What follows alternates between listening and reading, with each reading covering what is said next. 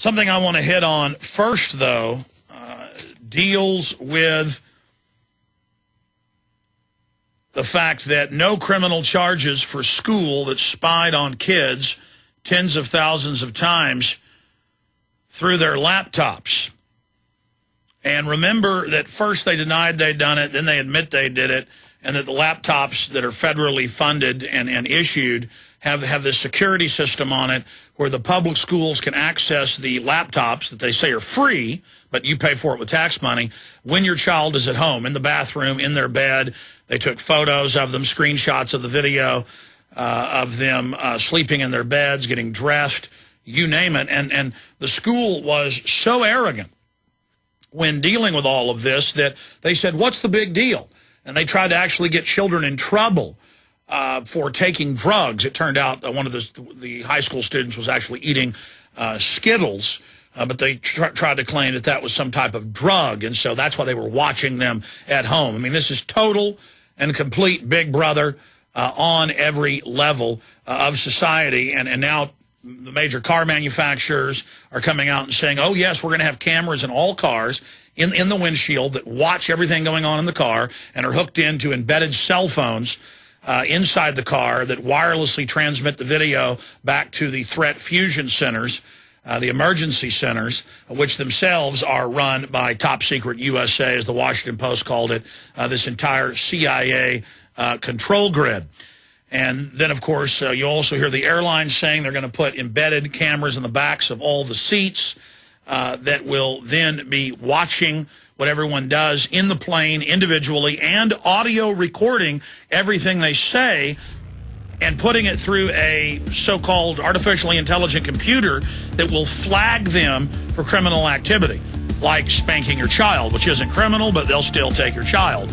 Or any business secrets you're discussing. That'll be uploaded to NSA and, of course, sold by the airlines. This is all admitted, a total surveillance society. Also, it appears we've got a false flag operation being run against Infowars.com. We'll talk about it on the other side.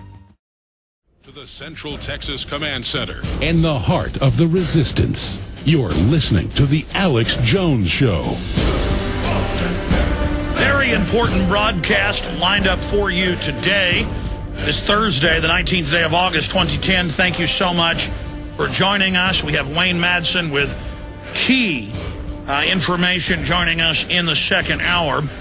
He has gotten into publicly available data, but he doesn't want to say exactly where because they may shut down the source of the data, though he's published the actual information about the true providence of Barack H. Obama. That's his fake name, Barry Soetoro. And here's the headline: Bombshell, Barack Obama conclusively outed as CIA creation. And he's published part 1, part 2, and part 3 in the last 3 days. They're all posted together at Infowars.com and PrisonPlanet.com with our preface, our breakdown analysis of it. But the issue is, it's come out that Tony Blair had serious connections to MI5 and MI6. It's come out that many German leaders that have been put into power in Germany were basically funded and promoted by U.S. and British intelligence in the last 30 years. If you go back to the Milner Group and the British intelligence is declassified, funding Adolf Hitler when he was just a young member of the German Socialist Workers' Party, the National Socialist Workers' Party, the Nazis. They groom and put these individuals into power, just like they groomed at the age of 18 young Army officer Saddam Hussein. That's declassified in 1958. They trained him for 3 years in Egypt, and then they sent him in to carry out assassinations. Then they helped stage coups to get Saddam Hussein into power in 1979. They do this over and over again, and they normally then betray their minions. But you know about Bush Sr.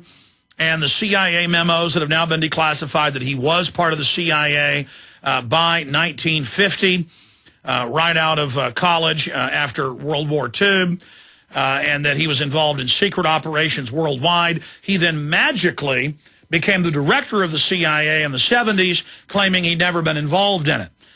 We know that George W. is intimately involved with the CIA through his father.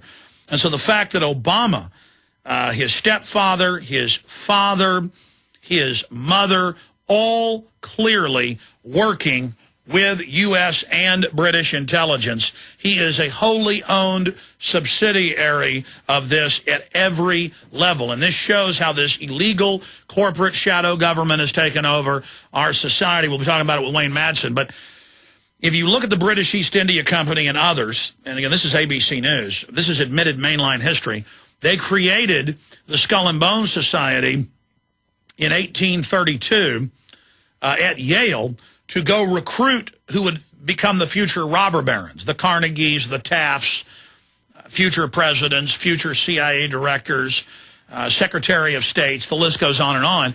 And they went in for the British Empire to try to retake the United States. And they set up the Council on Foreign Relations in 1922, openly as a British intel arm of the Royal Institute of International Affairs and Cecil Rhodes system. They simultaneously were getting Hitler groomed for power to later tear up Europe so they'd have a pretext to come in as the good guys. Of course, it's come out that the U.S. and British government in 1917 saw the October Revolution and sent 30,000 U.S. operatives, mainly out of Brooklyn. This is all on record over there to take control of the revolution. Our government created the Soviet Union on record. Our government created Mao Zedong, now declassified. The old-timers always said that they'd witnessed it in 49, but now it's been declassified. CIA section chief admitted it 8 years ago on the History Channel that they put Mao Zedong into power, and David Rockefeller, of course, had bragged about it publicly in 1976 in his editorial in the New York Times, admitting world government that they put Mao Zedong into power and how great communism is and how he hopes to have it here in the United States. We went to the microfilm at UT, shot the video of it, our great researchers did, and put it together in the film Endgame Blueprint for Global Enslavement. They want tyranny. Look at how our criminal government everywhere puts right-wing fascist, left-wing communist, authoritarians, warlords in power in every country they can. 2 years ago, Zbigniew Brzezinski published a second book. We already knew this, but he published a book bragging that he helped engineer putting Pol Pot into power and was very proud of the 30% of the population being killed. Very proud of that. Zbigniew Brzezinski, you can pull up, Zbigniew Brzezinski admits he funded Pol Pot, or Zbigniew Brzezinski, says he funded Khmer Rouge. You can pull up his disgusting, sickening quotes. You can go to the bookstore and buy his stinking books, and you can read him bragging about it. He bragged back in the 70s. He bragged in the 80s. Now he's gone completely public with it. And it goes on and on. If you think you're safe from these people, if you think they care about the United States, if you think they won't line you up and shoot you and throw you in a hole if they can get away with it, you're gravely mistaken. It's about pure ultra-aggression, ultra-dominance, ultra-control. They are just brutally about mechanized armies and secret police and controlled revolution and total tyranny.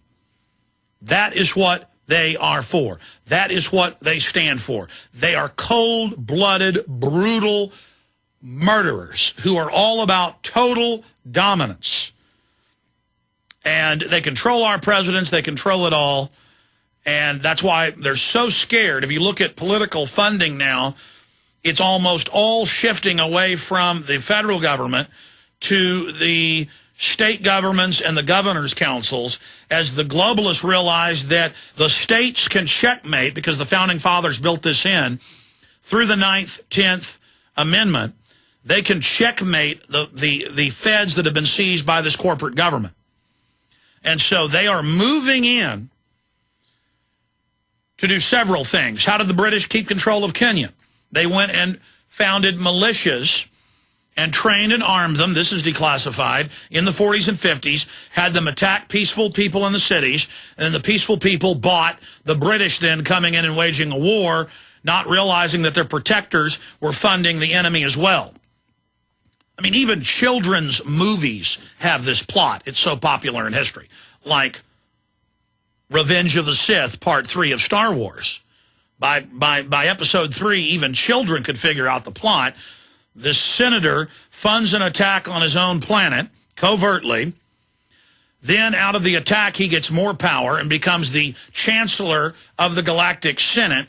Because the Galactic Senate failed to act, he becomes very popular. Then he stages foreign armies to attack that he's funding covertly. The core system, the capital planet, and out of that he gets martial law and becomes the emperor.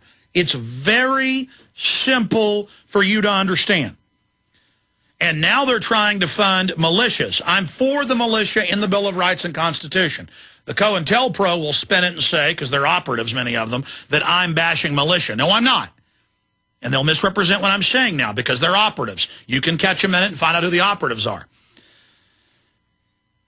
I'm saying the militia is good, but they are radicalizing it and are running many of them and creating groups to then be blamed for staged events in the future so they can roll out their strategic police state grid against the states where we are going to peaceably take the states back and take the republic back. They're going to come in and stir up conflict and stage terror attacks and say Muslims did it, or find weak-minded people who are Muslims and open doors for them and protect them. I mean, I had a former top CIA analyst, McMichael, on, who was part of the National Security Assessment Group. I mean, it doesn't get any more high level than that.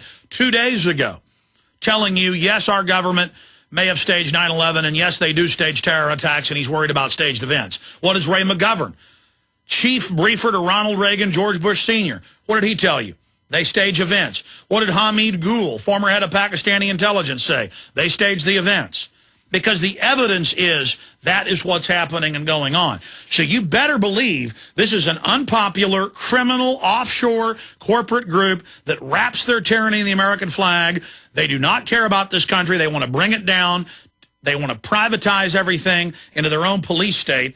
And the biggest card they've got to play is World War III, domestic stage terror attacks to be blamed on, white al-Qaeda. That's anybody that owns a gun and loves private property. You got a portrait of John Wayne on your wall, you're white al-Qaeda. And, of course, al-CIA to al-Qaeda. You are the target of this. And people in the state police, people in the CIA, FBI, this whole apparatus, top secret USA, it's well over 1 million. The news says 854,000. Private spies with the highest security clearances. You're all compartmentalized. And very few of you are actually, in on what's going on.